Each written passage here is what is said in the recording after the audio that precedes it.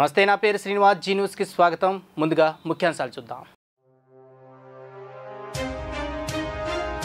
CM Chandrababu అధ్యక్షతన cabinet సమావేశం. అమరావతి నిర్మాణం అనుసరించాల్సిన ప్రణాళికలపై చర్చ.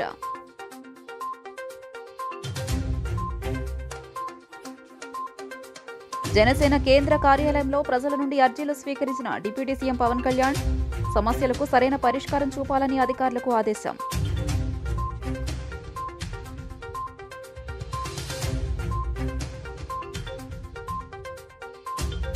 రాష్ట్రంలో రాష్ట్రపతి పాలన విధించాలని వైసీపీ అధినేత జగన్ డిమాండ్. వైసీపీ నాయకులు కార్యకర్తలపై రోజురోజుకు దాడులు పెరిగిపోతున్నాయని ఆవేదన.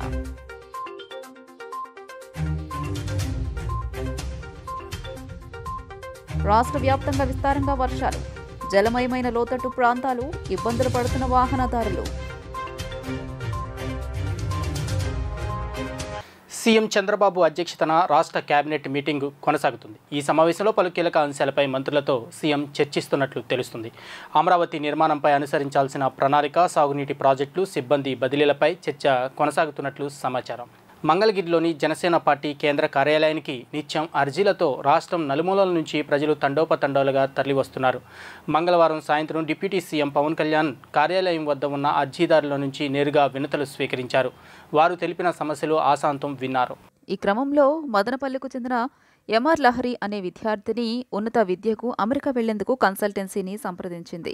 కొలంబస్ సెంట్రల్ యూనివర్సిటీలో సీట్ ఇప్పిస్తామని చెప్పి తమ నుంచి 30 లక్షల రూపాయలు కన్సల్టెన్సీ నిర్వాహకుడు వెంకటరెడ్డి వసూలు చేశారని తీరా చూస్తే ఆ పేరుతో యూనివర్సిటీ లేదని తెలుసుకుని మోసపోయామని లహరి ఆమె తల్లి లక్ష్మి వాపోయారు. ఇందుకు సంబంధించి వివరాలు నమోదు చేసుకుని పోలీసుల దృష్టికి తీసుకువెళ్లాలని తన కార్యాలయ అధికారులను ఉప ముఖ్యమంత్రి ఆదేశించారు. అమెరికాలో ఉన్న విశ్వవిద్యాలయాలు, కాలేజీలకు సంబంధించిన సమాచారం, ఉన్నత విద్యకు వెళ్లేందుకు అవసరమైన గైడెన్స్ రాష్ట్ర విద్యార్థులకు అందించేలా చూడాలని విదేశాంగ మంత్రిత్వ శాఖకు లేఖ రాయాలని నిర్ణయించారు. చిత్తూరు జిల్లాకు చెందిన రిషిత అనే బాలిక నరాల బలహీనతతో బాధపడుతోంది. తమ బిడ్డకు వైద్యం అందించడానికి ఇబ్బందులు ఎదుర్కొంటున్నట్లు తల్లిదండ్రులు తమ గోడు వెళ్లబోసుకున్నారు. వివరాలు తెలుసుకుని మెరుగైన వైద్యం అందించేందుకు వైద్య నిపుణులతో సంబంధిత శాఖతో మాట్లాడాలని కార్యాలయ అధికారులకు సూచించారు. ఉమ్మడి తూర్పు గోదావరి జిల్లా నుంచి మల్టీపర్పస్ హెల్త్ అసిస్టెంట్స్ తమ సమస్యలు వివరిస్తూ వినతి పత్రం అందించారు. తెలంగాణ ప్రభుత్వానికి కూడా నా విన్నపం, దాదాపు 2000 మంది ఆంధ్ర డ్రైవర్స్ ఉమ్మడి రాజధాని పరిధిలో ఆల్ ఇండియా పర్మిట్ తీసుకొని, తెలంగాణ టెంపరీ పర్మిట్ తీసుకొని ట్యాక్సీలు నడుపుతూ ఉన్నారు. దాదాపు ₹1,00,000 ఈ లోన్ తీసుకొని పోస్ట్ మన ఉమ్మడి రాజధాని టైం అయిపోయింది అని చెప్పి అక్కడ స్థానికంగా ఉన్న వేలాది ఆంధ్ర డ్రైవర్లని ఇబ్బంది పెడుతున్నారు. మన అంటే ఇది నాకు రాత్రి నా దృష్టికి వచ్చింది, ఇప్పుడు నా దృష్టికి వచ్చింది. నా అపీల్ టు తెలంగాణ గవర్నమెంట్కి, అలాగే తెలంగాణ డ్రైవర్స్ సోదరులకు కూడా నా విన్నపం, ఆంధ్ర డ్రైవర్ ప్రతినిధులు కూడా మీ పొట్ట కొట్టాలని కానీ, తెలంగాణ డ్రైవర్ సోదరులు పొట్టలు కొట్టాలని కానీ, వారి కుటుంబాల తాలూకు ఆ సంపాదనని దెబ్బ కొట్టాలని కూడా ఎవరికి ఉద్దేశం లేదు. కానీ ఉన్న పరిస్థితుల్లో ఇప్పుడు మన ఉమ్మడి రాజధానికి ఉన్నాం కాబట్టి ఉన్న పరిస్థితుల్లో వాళ్ళు లోన్లు తీసుకొని బండ్లు నడుపుకుంటూ వెళ్ళారు, ఇంకా నడుపుకుంటూ ఉన్నారు. నడుపుకుంటా ఉంటే ఈ పరిస్థితుల్లో మనకి గొడవలు దేనికి? నా అప్పీల్ టు తెలంగాణ డ్రైవర్ సోదరులు కూడా నా అప్పీల్ ఏంటంటే, తెలంగాణ సంక్షేమం కోసం, తెలంగాణ బాగు కోసం కోరుకునే వ్యక్తుల్లో నేను చాలా బలమైన వ్యక్తిని. రాష్ట్రంలో జరుగుతున్న దారుణాలను గవర్నర్ చూసి చూడనట్టుగా వ్యవహరించకూడదు. సుప్రీంకోర్టు న్యాయమూర్తిగా పనిచేసిన అనుభవం ఉన్న గవర్నర్కు ఉంది.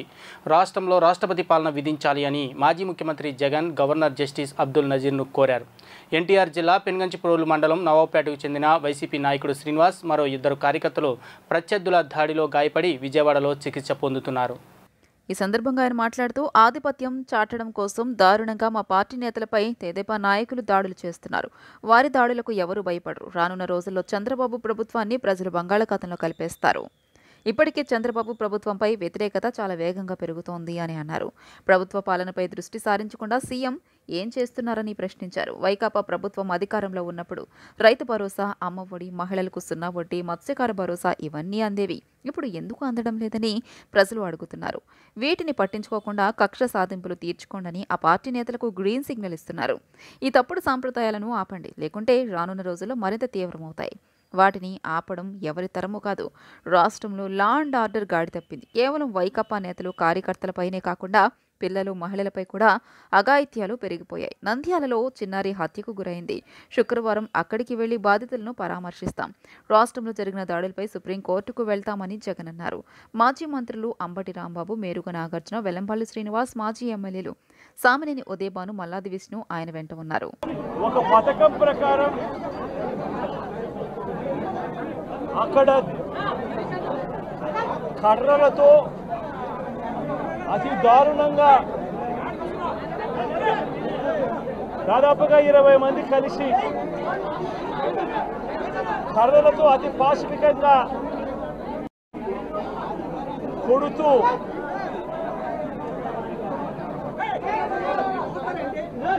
చివరికి హాస్పిటలైజ్ అయి తీవ్రమైన దెబ్బలతో వాళ్ళు హాస్పిటల్లో ఉంటే ఏం సాధిస్తా ఉన్నారు చంద్రబాబు నాయుడు గారిని అడుగుతా ఉన్నాను. మీరు చేసే ఈ కిరాతకాలు, ఈ దారుణాలు వాళ్ళ ప్రజలేమన్నా భయపడతారనుకుంటున్నారా? ఎవరు భయపడరు. ఇది ఇంకా కోపంగా మారుతుంది. ఇది ఇంకా కోపంగా మారి చంద్రబాబు నాయుడు గారిని, తెలుగుదేశం పార్టీని రెండింటినీ కూడా బంగాళాఖాతంలో కలిపే పరిస్థితిని కూడా దారితీస్తాయి. మామూలుగా కొత్త ప్రభుత్వం వస్తే ఆ ప్రభుత్వం మీద వ్యతిరేకత రావడానికి కాస్త కూస్త టైం పడుతుంది. కానీ మొట్టమొదటిసారిగా చూస్తూ ఉన్నాం చంద్రబాబు నాయుడు గారి మీద వ్యతిరేకత అన్నది చాలా ఫాస్ట్గా పెరిగిపోతూ ఉంది. నిజంగా ముఖ్యమంత్రిగా ఉన్న వ్యక్తి గవర్నెన్స్ మీద ఫోకస్ పెట్టాల్సింది పోయి ఏం చేస్తూ ఉన్నాడు అన్నది ఒక్కసారి తనను తాను ప్రశ్నించుకోవాలి అని అడుగుతా ఉన్నా. ఈరోజు రైతులకు సంబంధించి వ్యవసాయం పూర్తిగా ముమ్మరంగా సాగుతూ ఉన్న పరిస్థితుల్లో రైతులకు తాను హామీ ఇచ్చిన మేనిఫెస్టోలో తాను చెప్పిన హామీ అనధికార లేఅవుట్లపై ప్రత్యేక దృష్టి సారిస్తున్నామని, వీటిపై విస్తృతంగా ప్రచారం చేస్తామని, కొనుగోలు చేస్తే ఇబ్బంది పడతారని ప్రజలకు తెలిసేలా చర్యలు తీసుకుంటామని పురపాలక శాఖ మంత్రి నారాయణ చెప్పారు. వాటి సర్వే నంబర్లతో సహా వివరాలను రిజిస్ట్రేషన్ శాఖకు పంపించి రిజిస్ట్రేషన్ కాకుండా చూస్తామన్నారు. అన్ని వివరాలను ప్రత్యేక వెబ్సైట్ ద్వారా ప్రజలకు అందుబాటులో ఉంచుతామని తెలిపారు. రాష్ట్రంలో సంక్లిష్టంగా ఉన్న లేఅవుట్లు, భవన నిర్మాణ నిబంధనలకు సవరించి సరళీకరిస్తామని వివరించారు. క్రెడాయ్, నెరెడ్కో తదితర సంఘాల ప్రతినిధులు మంత్రి నారాయణ మంగళవారం విజయవాడలోని సిఆర్డీఏ కార్యాలయంలో సమావేశమయ్యారు. అనుమతుల విషయంలో అనేక ఇబ్బందులు పడుతున్నామని సంఘాల ప్రతినిధులు మంత్రికి వివరించారు. సింగిల్ విండో విధానంలో అనుమతులు ఇవ్వాలని కోరారు. నిర్మాణం పూర్తయినా లేబర్ సెస్ పేరుతో ఇబ్బంది పెట్టడం తగదన్నారు. 2014-19 కాలం స్వర్ణయుగమని, గత ప్రభుత్వ హయాంలో తీవ్రంగా నష్టపోయామని చెప్పారు. మళ్లీ రాష్ట్రంలో రియల్ ఎస్టేట్ రంగం ఊపందుకోవాలంటే ప్రత్యేక చర్యలు తీసుకోవాలని కోరారు. అనంతరం మంత్రి నారాయణ మీడియాతో మాట్లాడుతూ నాలా, vacant land tax, fire, TDR బాండ్ల వంటి సమస్యలున్నాయి. ఇటీవల నెల్లూరులో సీఎం చంద్రబాబు ఆదేశాల మేరకు పట్టణ ప్రణాళికకు ప్రత్యేక డ్రైవ్ ప్రారంభించా. కొన్ని సమస్యలను అప్పటికప్పుడు పరిష్కరించాం. విశాఖపట్నంలోని ప్రారంభించాం. ఎన్నికల కోడ్ రావడంతో ఆగిపోయింది.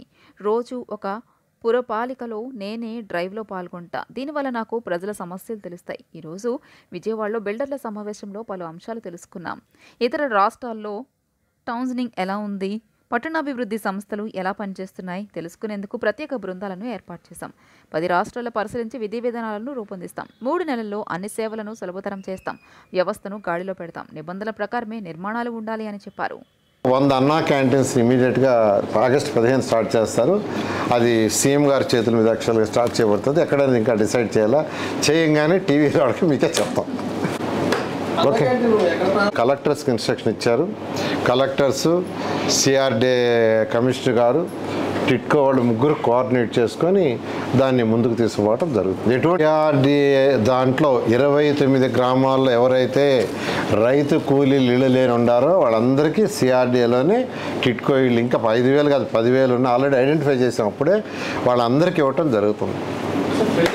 ఇంకా ఇదే పర్మిషన్స్ డిలే అవుతున్నాయి. తర్వాత ఆన్లైన్లో కూడా కొర్రీస్ ఒక్కసారి కాకుండా ఒకేసారి కొర్రీస్ అన్ని పెడితే మేము క్లియర్ చేస్తాము. ఒక కొర్రీ పెడుతున్నారు, అది క్లియర్ చేయగానే మళ్ళీ కొర్రీ పెడుతున్నారు, అది క్లియర్ చేయగానే మళ్ళీ కొర్రీ పెడుతున్నారు అన్నారు. అలా కాకుండా అందరికీ టౌన్ ప్లాన్ డైరెక్ట్గా ఇన్స్ట్రక్షన్ ఇచ్చాం, కొర్రీలు పెట్టేది ఒకేసారి పెట్టండి, 2-3 సార్లు పెట్టొద్దని మేడం గారు యాక్చువల్గా ఏం చేశారు. వాళ్ళు ఏ ఊరు, గుంటూరు ఉంటే గుంటూరు, విజయవాడ ఉంటే విజయవాడ, తెనాలి ఉంటే తెనాలి, వాళ్ళని ఐడెంటిఫై చేసి వాళ్ళు జనైన్ అయితే ఆ ఊర్లోనే వాళ్ళకి యాక్చువల్గా ఇచ్చేటట్టుగా, లేదు వాళ్ళకి టిట్కో ఇళ్ళుగా తీసుకుంటామంటే ఇచ్చేటట్టుగా చేయండి అని రోజుల్లో జంగిల్ క్లియరెన్స్ అయ్యి ఎవరైతే ల్యాండ్స్కి మేము అలాట్ చేసామో వాళ్ళందరూ కూడా క్లారిటీ ఉంటుంది, కట్టుకోవడానికి పర్మిషన్ కూడా ఇవ్వడం జరుగుతుంది. రేపు మార్నింగ్ 7 గంటలకు యాక్చువల్గా జంగిల్ క్లియరెన్స్ స్టార్ట్ అవుతుంది, ఆల్రెడీ టెండర్ అయిపోయింది. రాష్ట్రంలో చేనేతకు పూర్వ వైభవం తెచ్చేందుకు గౌరవ రాష్ట్ర ముఖ్యమంత్రి నారా చంద్రబాబు నాయుడు గారి నేతృత్వంలో ప్రభుత్వం కృషి చేస్తుందని గౌరవ రాష్ట్ర చేనేత, జౌళి, బీసీ సంక్షేమ శాఖ మంత్రి ఎస్ సవిత అన్నారు. బుధవారం జాతీయ చేనేత దినోత్సవాన్ని పురస్కరించుకుని చేనేత, జౌళి శాఖ ఆధ్వర్యంలో నగరంలోని మేరీ స్టెల్లా కాలేజ్ వద్ద ప్రత్యేక కార్యక్రమం జరిగింది.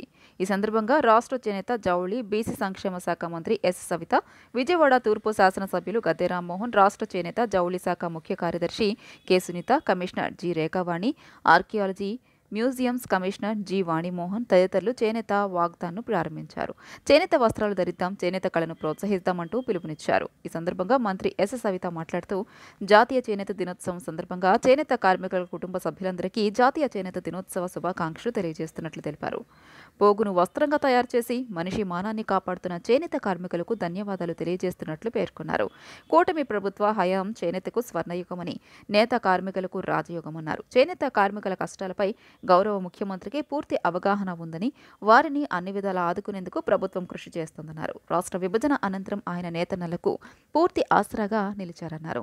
వారికి సుస్థిర జీవనోపాధికి వివిధ సంక్షేమ పథకాలు, కార్యక్రమాలు అమలు చేశారన్నారు. అయితే గత కొన్నేళ్లలో నేతన్నలకు సరైన ఆదాయం లేక, వారి ఉత్పత్తులు కొనేవారు లేక వలసపోయే పరిస్థితి వచ్చిందని, ఆత్మహత్యలు చేసుకున్న సంఘటనలు కూడా చోటు చేసుకున్నాయన్నారు. నిర్వీర్యమైన చేనేతకు మళ్లీ పూర్వవైభవం తెస్తామని, నేతన్నలను ప్రోత్సహించే క్రమంలో ప్రతి ఒక్కరూ చేనేత వస్త్రాలు ధరించాలని ఈ సందర్భంగా మంత్రి సవిత పిలుపునిచ్చారు. చాలా సంతోషంగా ఉంది, ఎందుకంటే పోగుల్ని వస్త్రంగా మార్చి ప్రజల మానాన్ని కాపాడుతున్న వస్త్రాన్ని తయారు చేసిన చేనేత కార్మికులందరికీ చేనేతల దినోత్సవ శుభాకాంక్షలు తెలియజేస్తున్నాం. ఎందుకంటే చాలా కష్టానికి మారుపేరు ఎవరంటే చేనేత కార్మికులనే చెప్పాలి. ఈరోజు చేనేతల పరిస్థితి చాలా దారుణమైన పరిస్థితి ఉంది. గత 5 సంవత్సరాలుగా ఈ చేనేత కార్మికులు నిర్వీర్యం చేసిన ప్రభుత్వం ఏదంటే వైసీపీ ప్రభుత్వం. రాష్ట్రం విడిపోయిన 14 నుంచి 19 వరకు స్వర్ణయుగంగా భావించవచ్చు. ఎందుకంటే చంద్రబాబు నాయుడు గారు చేనేత కార్మికుల కష్టాలు తెలుసుకొని ఆ రోజు అన్ని సంక్షేమ పథకాలు కూడా చంద్రబాబు నాయుడు గారు అందజేశారు. మరి ఈ రోజు పరిస్థితి చూస్తుంటే మరీ దారుణమైన పరిస్థితి. మళ్ళీ పూర్వ వైభవం మేము తీసుకొస్తామని కూడా తెలియజేస్తున్నాం. వాళ్లకు కావలసిన ముడి సరుకులు కావచ్చు, అదేవిధంగా వాళ్ళు తయారు చేసిన వస్త్రాలను ఎగ్జిబిషన్స్ ద్వారా ఎక్స్పోర్ట్ కూడా చేయడానికి అన్ని ప్రయత్నాలు మేము చేస్తున్నాం. అదేవిధంగా ఎన్డీఏ ప్రభుత్వంలో వాళ్ళకు పూర్వ వైభవం తీసుకొస్తామని కూడా తెలియజేస్తున్నాం. విశిష్టమైన చేనేత కళపై ప్రజల్లో చైతన్యం తెచ్చేందుకు చేస్తున్న కృషిలో భాగంగా ప్రత్యేక కార్యక్రమాలు నిర్వహిస్తున్నట్లు విజయవాడ తూర్పు శాసనసభ్యులు గద్దె రామ్మోహన్ అన్నారు. చేనేత ఔన్నత్యాన్ని గుర్తించి ప్రతి ఒక్కరూ చేనేత వస్త్రాలను ఆదరించాలని కోరారు. విదేశీ వస్త్రాలను బహిష్కరించాలన్న లక్ష్యంతో స్వదేశీ ఉద్యమం వచ్చిందని, 1905 ఆగస్టు 7న విదేశీ వస్త్రాలను బహిష్కరించడంతో పాటు దేశీయోత్పత్తుల పునరుద్ధరణకు పిలుపునిచ్చిన చారిత్రక ఘటనకు గుర్తింపుగా గౌరవ ప్రధాని నరేంద్ర మోదీ 2015లో ఆగస్టు 7ను జాతీయ చేనేత దినోత్సవంగా ప్రకటించారని వివరించారు. భారత స్వాతంత్ర ఉద్యమంలో చేనేత కీలక భూమిని పోషించిందన్నారు. అగ్గిపెట్టెలో సైతం ఇమిడిపోయే చీరను తయారు చేసిన అద్భుత నైపుణ్యం మన నేతన్నల సొంతమని శాసనసభ్యులు రామ్మోహన్ అన్నారు. రోజు చాలా ముఖ్యమైన రోజు, ఎందుకంటే మన భారతదేశంలో, ప్రపంచంలో ఏ దేశంలో లేని విధంగా భారతదేశంలో ఈ కార్మికులు, చేనేత కార్మికులు ఉన్నారు. తన చేత్తో మనం తొడిగే బట్టల్ని నేసే విధానం కానీ, లేకపోతే ఒక చీరని అగ్గిపెట్టులో పట్టే అంత చిన్న ఒక అతి సున్నితమైన చీర తయారు చేయటం కానీ అనేకమైన ప్రయోగాలు. అందువల్ల మనం స్వాతంత్ర పోరాటానికి ముందు 1905 సంవత్సరంలో మనం స్వదేశీ వస్తువులను మాత్రమే వాడాలి, ఈ బట్టలు స్వదేశీ మన కార్మికులు వేసిన బట్టలే వాడాలి, విదేశీ వస్తువుల్ని బహిష్కరించాలని చెప్పి ఒక స్లోగన్ ఇచ్చిన సందర్భంగా మరి మోడీ గారు ఈ యొక్క దినోత్సవాన్ని ప్రకటించడం జరిగింది. ఈ దినోత్సవం సందర్భంగా మనం ఇవాళ పొద్దున్నే ప్రజల్ని చైతన్యపరచడానికి వాకింగ్ పెట్టినా, మధ్యాహ్నం సమావేశాలు పెట్టినా, ఆ తర్వాత కార్మికులందరికీ సన్మానాలు చేసినా, అదేవిధంగా ఎగ్జిబిషన్లు పెట్టినా, ఈ రోజున ముఖ్యమంత్రి గారు చీరాల్లో ఈ యొక్క మహోత్తరమైన ఈ కార్యక్రమానికి కూడా పాల్గొంటూ ఉన్నారు. అక్కడ ఆయన చేనేత కార్మికులకు అనేకమైన విషయాలు తెలియజెప్పి రానున్న రోజులు 5 సంవత్సరాలు చేనేత కార్మికులు మనం చేసే కార్యక్రమాలు కూడా చెప్పి రాష్ట్ర వ్యాప్తంగా అన్ని ప్రాంతాల్లో వర్షాలు దంచి కొడుతున్నాయి. శ్రీకాకుళం, విశాఖ, కోనసీమ, ఉమ్మడి గోదావరి, కృష్ణా, ఎన్టీఆర్, గుంటూరు, బాపట్ల జిల్లాలో భారీ వర్షాలు కురుస్తున్నాయి. దీంతో వాగులు, వంకలు పొంగి పొర్లుతున్నాయి. కాగా విజయవాడలో తెల్లవారుజాము నుంచి కురుస్తున్న వర్షాలతో నగరం తడిసి ముద్దయింది. నగరంలోని పలు లోతట్టు ప్రాంతాలు జలమయమయ్యాయి. దివంగత మాజీ మంత్రి వైఎస్ వివేక కూతురు వైఎస్ సునీత హోంమంత్రి అనితను కలిశారు. తన తండ్రి హత్య కేసును త్వరగా దర్యాప్తు చేయాలని ఆమె హోంమంత్రిని కోరారు. గత ప్రభుత్వ హయాంలో స్థానిక పోలీసులు హంతకులకు అండగా నిలిచారని, వారిపై చర్యలు తీసుకోవాలని విజ్ఞప్తి చేశారు. ఈ కేసు సిబిఐ విచారణలో ఉన్నందున ప్రభుత్వం తరపున పూర్తి సహకారం ఉంటుందని మంత్రి అనిత తెలిపారు.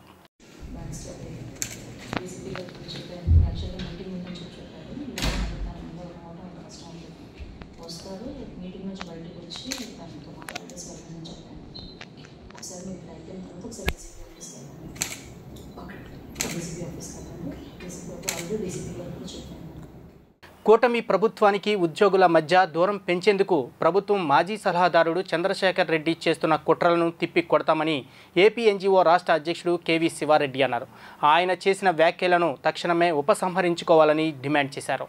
గాంధీనగర్లోని రాష్ట్ర ఎన్జీఓ భవన్లో నిర్వహించిన విలేకరుల సమావేశంలో ప్రభుత్వ మాజీ సలహాదారుడు చంద్రశేఖర్ రెడ్డి మాట్లాడారు. గత వైకాపా ప్రభుత్వ 5 ఏళ్ల పాలన అంతా ఉద్యోగులకు చీకటి రోజులని, హక్కులను పూర్తిగా కాలరాశారని మండిపడ్డారు. ఉద్యోగులు, ఉపాధ్యాయులపై 4000 కేసులు పెట్టారని దుయ్యబట్టారు. 11వ పీఆర్సీ రివర్స్ పీఆర్సీగా మార్చారన్నారు. పీఆర్సీ గడువును 4 ఏళ్లకు పొడిగించిందని విమర్శించారు. జీతాలు తగ్గించి ఇచ్చిన విషయం ప్రభుత్వ మాజీ సలహాదారుడు మర్చిపోయారా అని సంఘం రాష్ట్ర ప్రధాన కార్యదర్శి పురుషోత్తమ నాయుడు ప్రశ్నించారు. జీపీఎఫ్ ఖాతా నుంచి డబ్బులు డ్రా చేస్తే మాట్లాడని చంద్రశేఖర్ రెడ్డి కూటమి ప్రభుత్వంపై అసత్యాలు మాట్లాడడం సిగ్గుచేటన్నారు. సంఘం జిల్లా అధ్యక్షుడు ఏ విద్యాసాగర్ మాట్లాడుతూ ఎన్ని ఆర్థిక ఇబ్బందులు ఉన్నప్పటికీ కూటమి ప్రభుత్వం ఉద్యోగులు, పెన్షనర్లకు 1వ తేదీనే జీతాలు చెల్లిస్తోందని, ఈ ప్రభుత్వంపై ఉద్యోగుల్లో నమ్మకం పెరిగిందన్నారు. నాయకులు రంజిత్ నాయుడు, కృష్ణారెడ్డి, శివప్రసాద్, నాగభూషణం, సత్యనారాయణ రెడ్డి, రాజాబాబు, ప్రసాద్, రాజశేఖర్, నజీరుద్దీన్ తదితరులు పాల్గొన్నారు. గత మాజీ ప్రభుత్వంలో సలహాదారులుగా చంద్రశేఖర్ రెడ్డి గారు 3 డేస్ బ్యాక్ ప్రెస్ మీట్ పెట్టడం జరిగింది. ఉద్యోగుల గురించి ఈ ప్రభుత్వం మాట ఇచ్చింది, ఇది చేయలేదు, అది చేయలేదు, ఇవన్నీ ఒత్తుతాయని స్టేట్మెంట్ చేయడం జరిగింది. మరి గత ప్రభుత్వంలో ఉద్యోగుల యొక్క సంక్షేమ సలహాదారులుగా ప్రభుత్వం ఈ సంఘము మాజీ అధ్యక్షుని చూసి నియమించడం జరిగింది. మరి ఆ మేరకు ఉద్యోగులకు, ప్రభుత్వానికి వారధిగా ఉండాల్సిన వ్యక్తి మరి గత ప్రభుత్వంలో మాకు ఉద్యోగులకు అన్యాయం జరుగుతుంటే ఏ రోజు మాట్లాడని మనిషి ఈరోజు మరి ఈ ప్రభుత్వం వచ్చి 1-2 నెలలు కాకముందే అది ఇవ్వలేదు, ఇది ఇవ్వలేదు అని చెప్పడం హాస్యాస్పదంగా ఉంది. మరి దానికి మరి గత ప్రభుత్వంలో ఎంత నష్టపోయినామో మరి మీకు తెలుసు, ఉద్యోగులందరికీ కూడా తెలుసు. మరి ఏది కూడా ఎక్కడ కూడా ఉద్యోగులకు రాసి రంపాన పెట్టినట్టుంది. గత 5 సంవత్సరాలు ఉద్యోగులు కష్టపడి ఎంత మొత్తుకుంటే మాకు రావాల్సి ఇవ్వమంటే ఇవ్వకుండా ప్రభుత్వం మొండి వైఖరి వహించినది. గతంలో అదేవిధంగా ఉద్యోగులకు మరి పీఆర్సీ కూడా 11వ పీఆర్సీ ఎత్తుకుంటే రాష్ట్రంలో కాదు, ప్రపంచంలో కాదు, ఏ దేశంలో కూడా లేని విధంగా రివర్స్ పీఆర్సీ అనడం ఇవ్వడం జరిగింది. ఐఆర్ఐ అనేది ఇచ్చిన తర్వాత ఫిట్మెంట్ అనేది దానికి పైభాగానే ఎక్కువ ఇస్తారు. అటువంటిది ఇచ్చిన ఐఆర్లో నుంచి 27 నుంచి 23 వరకు 4% తగ్గించడం జరిగింది. దాంతో పోకుండా హెచ్ఆర్ఎల్ కూడా తగ్గడం జరిగింది. గతంలో కూడా హెచ్ఆర్ఎల్ ఇప్పుడు తగ్గించింది లేదు, ఏ ప్రభుత్వంలో కానీ, ఏ ముఖ్యమంత్రి కానీ. ఈ ముఖ్యమంత్రి గారు, గత ముఖ్యమంత్రి గారు హెచ్ఆర్ఎల్ తగ్గించడం. శనీశ్వర స్వామి దీక్షలు స్వీకరిస్తే అంతా మంచే జరుగుతుందని ఆలయ ప్రధాన అర్చకులు తెలిపారు. శ్రావణ మాసంలో 19 రోజుల పాటు ఉండే ఈ దీక్షలను కుల మతాలకు, వయసుతో సంబంధం లేకుండా స్వామివారి పట్ల విశ్వాసం ఉన్నవారు ఈ దీక్షలు స్వీకరించి స్వామి ఆశీస్సులు పొందవలసిందిగా వారు విజ్ఞప్తి చేశారు. సీతమ్మవారి పాదాల చెంత ఉన్న శ్రీ ప్రత్యేక శనీశ్వర స్వామి ఆలయంలో స్వామివారి దీక్షా మహోత్సవాలు ప్రారంభమయ్యాయి. ఈ సందర్భంగా ఆలయ ప్రధాన అర్చక స్వామి తూటుపల్లి శ్రీమన్నారాయణమూర్తి మాట్లాడుతూ శ్రావణ మాసంలో ప్రారంభమైన స్వామివారి దీక్ష 19 రోజులు దీక్షా కాలమన్నారు. మాసంలో ప్రారంభమైన ఈ దీక్షను విశ్వాసంతో స్వీకరించి దీక్షను ఆచరిస్తే మంచి ఫలితాలు పొందవచ్చు అన్నారు. దీక్ష సమయంలో పాటించే నియమాలు మిగతా కాలంలో కూడా పాటిస్తే ఉన్నత స్థాయికి చేరుకుంటారన్నారు. దీక్షా పరులకు స్వామివారి సన్నిధిలో ప్రతిరోజు ఉచిత అన్నదాన కార్యక్రమం ఉంటుందన్నారు. సమయంలో దీక్షా పరులు వారి మనస్సు మొత్తం స్వామివారిపై లగ్నం చేయాలన్నారు.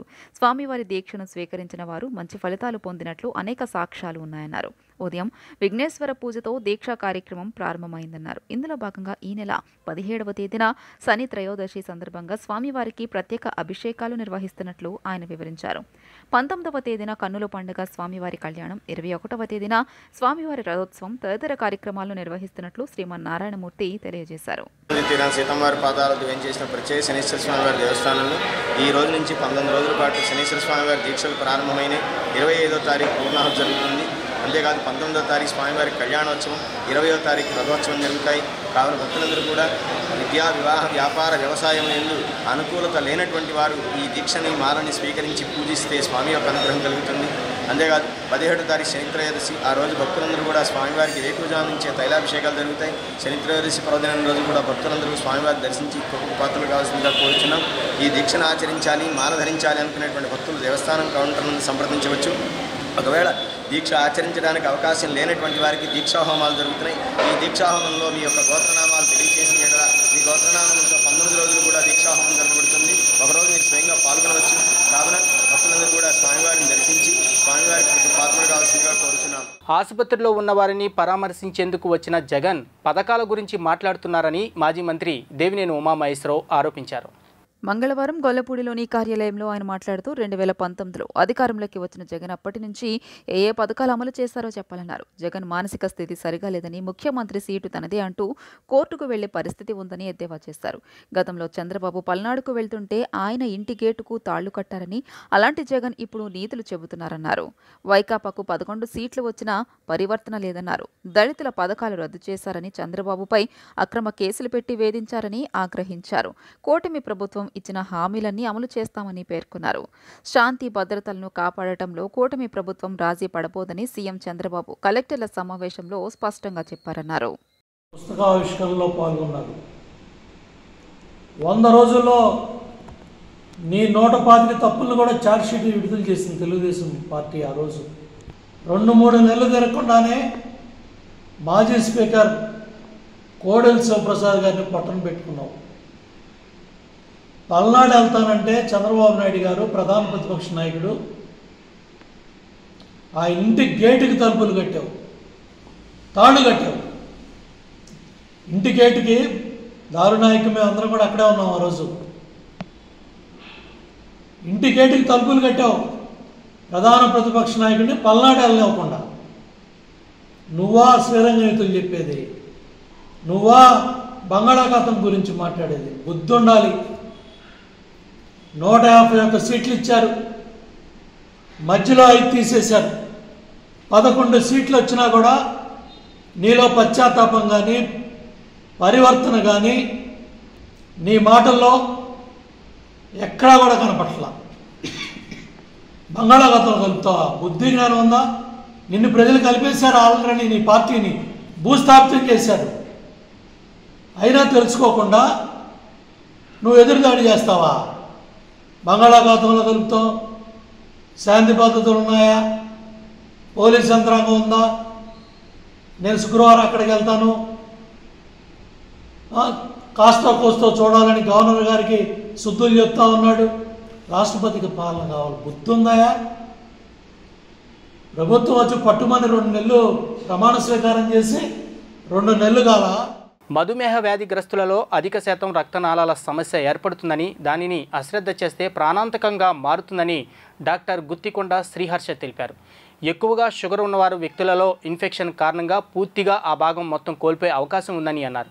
ఆధునిక శాస్త్ర చికిత్స ప్రత్యేక వైద్య విధానం ద్వారా ఈ సమస్యను తుది దశలోనే పరిష్కరించవచ్చని అన్నారు. జాతీయ వాస్కులర్ దినోత్సవాన్ని పురస్కరించుకుని సీతాపురం సిగ్నల్ సెంటర్లోని హర్ష వాస్కులర్ సెంటర్లో ఉచిత వైద్య శిబిరంతో పాటు అవగాహన సదస్సు ఏర్పాటు చేస్తారు. ఈ శిబిరంలో పాల్గొన్న వారికి మందులు పంపిణీ చేయడంతో పాటు తీసుకోవాల్సిన జాగ్రత్తలను ఆసుపత్రి వైద్యులు శ్రీహర్ష గుత్తికొండ వివరించారు. మధుమేహ వ్యాధిగ్రస్తుల్లో ఎక్కువగా రక్తనాళాల సమస్య ఏర్పడుతోందని, దానిపై ప్రతి ఒక్కరికి పూర్తి స్థాయిలో అవగాహన అవసరమన్నారు. ఎక్కువగా షుగర్ ఉన్న వ్యక్తుల్లో ఇన్ఫెక్షన్ కారణంగా పూర్తిగా ఆ భాగం మొత్తం కోల్పోయే అవకాశం ఉందని అన్నారు. 100% షుగర్ పేషెంట్స్లో 7.5% తమ కాళ్లు పోగొట్టుకున్న సందర్భాలు ఉన్నాయన్నారు. షుగర్ వల్లనే ఎందుకు ఇలా జరుగుతుంది, ప్రతి ఒక్కరిలోనూ అవగాహన ఉండాలని, షుగర్ ఎక్కువైతే రక్తనాళాలు పూర్తిగా పాడయ్యే అవకాశాలు ఉంటాయని చెప్పారు. రక్త ప్రసరణపై వైద్యుల వద్ద తగిన సూచనలు తీసుకోవాలని సూచించారు. సరైన సమయంలో వైద్యం అందించకపోతే పూర్తిగా ఆ భాగంతో పాటు ఇతర భాగాలపై కూడా ప్రభావం చూపే అవకాశం కూడా ఉంటుందన్నారు. చిన్న గాయం ఏర్పడినా అశ్రద్ధ చేయకుండా వైద్యుడిని సంప్రదించాలని చెప్పారు. ఆధునిక శస్త్రచికిత్స, ప్రత్యేక వైద్య విధానం ద్వారా ఈ సమస్యను తుది దశలోనే పరిష్కరించవచ్చని అన్నారు. కాళ్లు పోయినా వారు ఆర్థికంగా కూడా నష్టపోవడమే కాక జీవితకాలం కూడా తగ్గిపోతుందని చెప్పారు. ఈ కార్యక్రమంలో రేడియాలజిస్ట్ ప్రఫుల్ కుమార్ పాల్గొన్నారు. ఆగస్టు 6 భారతదేశపు వాస్కులర్ డే అని మొత్తం అందరికీ ఒక అవగాహన తీసుకురావడానికి ముందుకు రావడం జరిగింది. ఈ నిదానం అంటే ఈ ఇయర్ థీమ్ ఏంటంటే యాంపుటేషన్ ఫ్రీ వరల్డ్. యాంపుటేషన్ అంటే ఏదైనా వేలు కానీ కాలు కానీ కింద భాగానికి కానీ పైకి భాగం కానీ శాశ్వతంగా తీసివేస్తే దాన్ని యాంపుటేషన్ అంటాం. సో ఈ యాంపుటేషన్ నుంచి అందరు ప్రతి ఒక్కరికి ప్రపంచంలో కానీ దేశంలో కానీ చాలా తగ్గించడానికి, దాని గురించి అందరికీ అవగాహన తీసుకురావడానికి మా ఈ ప్రయత్నం. యాంపుటేషన్కి వాస్కులర్ సర్జరీకి సంబంధం ఏంటి అని చాలామందికి అనుమానం ఉండొచ్చు.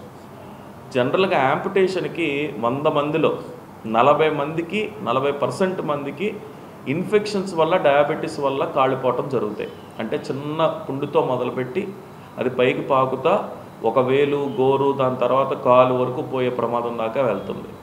సగటున స్టాటిస్టిక్స్ చూసుకుంటే కనుక షుగర్ వచ్చి బాధపడుతున్న వాళ్ళల్లో 100 మందిలో 7.5% అంటే సుమారు 10 మంది, 7.5 to 10 మంది దాకా కాళ్ళు పోయే ప్రమాదం భారతదేశంలో అన్ని దేశాల కన్నా చాలా అధికంగా ఉంది.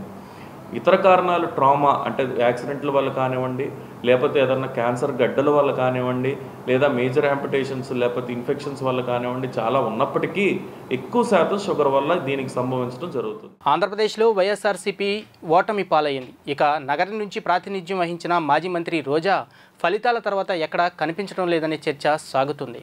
అధికారంలో ఉన్న సమయంలో ఎవరిని లెక్క చేయకపోవడం, క్రమంగా తన వ్యతిరేకులను పెంచుకోవడమే ఆమె ఓటమికి ప్రధాన కారణంగా చెబుతున్నారు. అయితే అధికారంలో ఉన్న సమయంలో గట్టిగా వాయిస్ వినిపించే ఆమె ఆ తర్వాత సైలెంట్ మూడ్లోకి వెళ్ళిపోయారు. ఇదే సమయంలో రోజా ఎక్కడా అని చర్చ సాగుతుండగా వైసీపీ శ్రేణులతో టచ్లో కూడా లేరట. అంతేకాదు, చెన్నైకి మకం మార్చిన ఆమె తమిళనాడులోని ఓ ఆలయంలో పారిశుద్ధ్య కార్మికులతో వ్యవహరించిన తీరు కూడా వివాదాస్పదంగా మారింది. అయితే ఇప్పుడు మాజీ మంత్రి రోజా ఫోటోలు సోషల్ మీడియాలో వైరల్గా మారిపోయి జిల్లాలో సీరియస్ పాలిటిక్స్ నడుస్తోన్న సమయంలో కనీసం ఎవరితోనూ టచ్లో లేకుండా వెళ్లిపోయిన రోజా యూరోప్ ట్రిప్లో ఎంజాయ్ చేశారట. దీనికి సంబంధించిన ఫోటోలు వైరల్ కావడమే కాదు, ఆమె డ్రెస్సింగ్ స్టైల్పై కూడా ట్రోలింగ్స్ నడుస్తున్నాయి.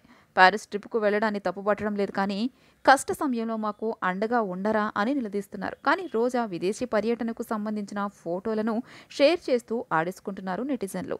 మరి ఆమె సీరియస్ పాలిటిక్స్కి దూరం అవుతారా అనే చర్చ కూడా నడుస్తోంది.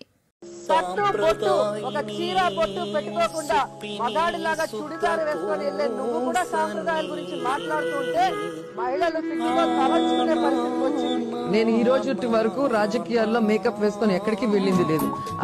సాంప్రదాయానికి గౌరవించి ఒక చీర కట్టుతో వస్తే, సాంప్రదాయానికి గౌరవించి ఒక చీర కట్టుతో వస్తే. శ్రావణ మాసంలో పవిత్ర పుణ్యక్షేత్రాలైన 7 జ్యోతిర్లింగాలను దర్శించుకునేందుకు భక్తులు, యాత్రికుల కోసం Indian railway catering and tourism corporation Bharat Gaurav ప్రత్యేక పర్యాటక రైళ్లను నడపనుందని సంస్థ ఏజిఎం కిషోర్ సత్య తెలిపారు. ఆసక్తి కలిగిన వారు విజయవాడ ఐఆర్టీసీ కార్యాలయం లేదా ఐఆర్టీసీ వెబ్సైట్ ద్వారా టికెట్లు బుక్ చేసుకోవచ్చన్నారు. రైల్వే స్టేషన్లోని తన కార్యాలయంలో ఐఆర్సీటీసీ ఏజిఎం కిషోర్ సత్య విలేకరులతో మాట్లాడారు. 2 తెలుగు రాష్ట్రాల్లోని యాత్రికులు భారతదేశంలోని 7 జ్యోతిర్లింగాలను దర్శించుకునేందుకు ఈ నెల 17న విజయవాడ నుంచి సికింద్రాబాద్ మీదుగా ప్రత్యేక రైలు నడుస్తుందని పేర్కొన్నారు. 11 రాత్రులు 10 పగళ్లు ఈ యాత్ర కొనసాగుతుందని వివరించారు. ఉజ్జయినిలోని మహాకాళేశ్వర్ జ్యోతిర్లింగ దేవస్థానం, ఓంకారేశ్వర్ జ్యోతిర్లింగ దేవస్థానం, ద్వారకలోని నాగేశ్వర్ జ్యోతిర్లింగ దేవస్థానం, సోమనాథ్లోని సోమనాథ్ జ్యోతిర్లింగ దేవస్థానం, నాసిక్లోని త్రయంబకేశ్వర్ జ్యోతిర్లింగ దేవస్థానం, పూణేలోని భీమశంకర్ జ్యోతిర్లింగ దేవస్థానం, ఔరంగాబాద్లోని గ్రిప్టేశ్వర జ్యోతిర్లింగ దేవస్థానంతో పాటు ఇతర పుణ్యక్షేత్రాలను దర్శించుకోవచ్చని సూచించారు. ఈ నెల 17 నుంచి 28వ తేదీ వరకు సాగే ఈ ప్రయాణంలో ఉదయం అల్పాహారం, మధ్యాహ్నం, రాత్రి భోజన సదుపాయంతో పాటు పర్యాటక ప్రదేశాలను దర్శించుకునేందుకు రోడ్డు మార్గంలో రవాణా, హోటళ్లలో బస ఏర్పాటు ఉంటాయని వివరించారు. సమావేశంలో ఏఎం రాజా తదితరులు పాల్గొన్నారు. శ్రావణ మాసం దృష్టిలో పెట్టుకొని మేము ఈ 7 జ్యోతిర్లింగాలు, సప్త జ్యోతిర్లింగాలు అని చెప్పి టూర్ మేము విజయవాడ నుంచి 17 ఆగస్టుని నిర్వహిస్తున్నాం. దీంట్లో కవర్ అయ్యే ప్లేసెస్ ఏంటంటే ఉజ్జయిని తీసుకెళ్తాం. ఉజ్జయినిలోని ఓంకారేశ్వర్, మహాకాళేశ్వర్, అక్కడి నుంచి ద్వారకా, నాగేశ్వర్ జ్యోతిర్లింగ, బెట్ ద్వారకా కూడా చూపిస్తాం. బెట్ ద్వారకా తర్వాత సోమనాథ్ ఆలయం, దాని నుంచి తర్వాత పూణే భీమాశంకరు, తర్వాత నాసిక్లోని నెక్స్ట్ నాసిక్, ఔరంగాబాద్ గృహణేశ్వరు, ఇవన్నీ చూపించుకొని 7 జ్యోతిర్లింగాలు కవర్ చేసుకుంటూ టోటల్గా 11 రాత్రులు 12 రోజులు. సో టోటల్గా ఈ టూర్ నిర్వహించడం జరుగుతుంది. 17th ఆగస్ట్ని స్టార్ట్ అవుతుంది అనేది విజయవాడ నుంచి వయా సికింద్రాబాద్ మీదుగా మేము టోటల్గా ఈ ట్రైన్ తీసుకెళ్ళటం జరుగుతుంది. ఈ ట్రైన్లోని ప్రత్యేకమైనటి ఏంటంటే మెయిన్ రీజన్ ఏంటంటే ఇది ప్యాసింజర్ ట్రైన్ కాదండి, భారత్ గౌరవ్ టూరిస్ట్ ట్రైన్ అనేది ఈ టూరిజం కోసం, పిల్గ్రిమ్ టూరిజం కోసం స్టార్ట్ చేయడం జరిగింది. దీంట్లో టోటల్గా 14 కోచ్లు ఉంటాయి. 7 స్లీపర్ కోచ్లు, 3 థర్డ్ ఏసీ కోచ్లు, ఒక సెకండ్ ఏసీ కోచ్ ఉంటుంది. వీళ్ళందరికీ రోజు వండి పెట్టడం కోసం ప్యాంట్రీ కార్ ఉంటుందండి. వేడివేడిగా ఇందులోని సౌత్ ఇండియన్ ఫుడ్ మేము అరేంజ్ చేయడం జరుగుతుంది. దీంట్లో ఉన్న ఫెసిలిటీస్ గురించి చెప్పడానికి నార్మల్ టూర్స్ నుండి ఐఆర్సిటీసీ టూర్ ప్యాకేజ్కి ఉన్న ప్రత్యేకత ఏంటంటే ప్రతి బోగిలో కూడా ఒక ఎస్కార్ట్ అండ్ సెక్యూరిటీ ఉంటుంది. సో ఎవరైతే ఎల్డర్లీ పర్సన్స్ని ఎవరైతే పంపిస్తారో, ఎవరైతే వాళ్ళే విడిగా వెళ్తూ ఉంటారో వాళ్ళు ఏ భయము నిశ్చింత లేకుండా చాలా కంఫర్టబుల్గా జర్నీ చేసే అవకాశం దీంట్లో ఉంటుందండి. అదే కాకుండా ట్రైన్లో ప్రయాణం జరుగుతున్నంతసేపు ఫుడ్ సర్వీస్ ఏదన్నా టైంకి లంచ్ కానీ డిన్నర్ కానీ సర్వీస్ ఉంటే అవి వాళ్ళ బర్త్ దగ్గరికే వేడివేడిగా సర్వ్ చేయడం జరుగుతుంది. దీంతోపాటు ఏ స్టేషన్లో అయితే పిల్గ్రిమేజ్ కోసం ఆగుతారో ఆ స్టేషన్స్లో దిగిన దగ్గర నుండి రిసీవ్ చేసుకొని వాళ్ళని హోటల్స్కి ట్రాన్స్పోర్టేషన్ చేయడం కానీ, అలాగే హోటల్ స్టే కానీ చాలా కంఫర్టబుల్ ఉంటుంది. స్టాండర్డ్ హోటల్స్నే మనం బుక్ చేసి ఉంచుతామండి. అలాగే హోటల్స్ నుండి ట్రాన్స్పోర్టేషన్ కానీ, పిల్గ్రిమేజ్ టెంపుల్ వరకు కూడా లోకల్ ట్రాన్స్పోర్ట్ అంతా కూడా ఐఆర్సిటీసీ నుండే ఏర్పాటు చేయడం జరుగుతుంది. సెకండ్ ఏసీ ప్యాసింజర్స్కి ఈ సర్వీస్ కూడా ఏసీ బస్సు సౌకర్యమే ఉంటుంది. రూమ్స్ అన్నీ కూడా third AC and second AC ప్యాసింజర్స్కి ఏసీ రూమ్స్ ఫెసిలిటీ అందజేయడం జరుగుతుంది. అలాగే టూర్ స్టార్టింగ్ నుండి చివరికి వచ్చేంత వరకు కూడా ఏ ఇబ్బంది లేకుండా సౌకర్యంగా ఉండేలాగా ఏర్పాటు చేయడం జరుగుతుంది. సో ఈ అవకాశాన్ని ప్రజలందరూ సద్వినియోగించవలసిందిగా కోరుతున్నాం. విజయవాడ కృష్ణానదికి వరద నీరు భారీగా చేరుకుంది. బుధవారం తెల్లవారుజామున సుమారు 60 గేట్లు 1 అడుగు మేర ఎత్తి 56,977 క్యూసెక్ల నీటిని దిగువకు అధికారులు విడుదల చేశారు. అధికారులు లోతట్టు ప్రాంత ప్రజలను పునరావాస కేంద్రాలకు తరలించారు. ప్రజలు అప్రమత్తంగా ఉండాలని అధికారులు తెలిపారు. విజయవాడ మున్సిపల్ కమిషనర్ ధ్యానచంద్ర పునరావాస కేంద్రాల్లో ఉంటున్న ప్రజలకు వసతులు కల్పిస్తున్నారు.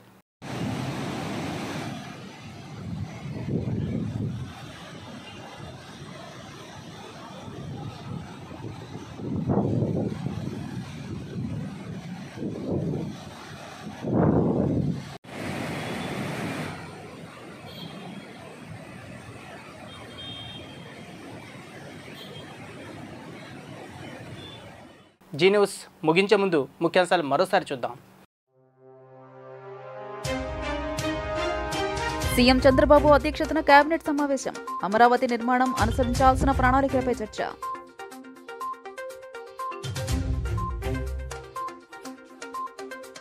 జనసేన కేంద్ర కార్యాలయంలో ప్రజల నుండి అర్జీలు స్వీకరించిన డిప్యూటీ సీఎం పవన్ కళ్యాణ్.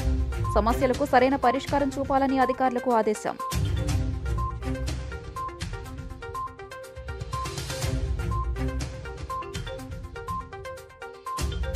రాష్ట్రంలో రాష్ట్రపతి పాలన విధించాలని వైసీపీ అధినేత జగన్ డిమాండ్. వైసీపీ నాయకులు కార్యకర్తలపై రోజురోజుకు దాడులు పెరిగిపోతున్నాయని ఆవేదన.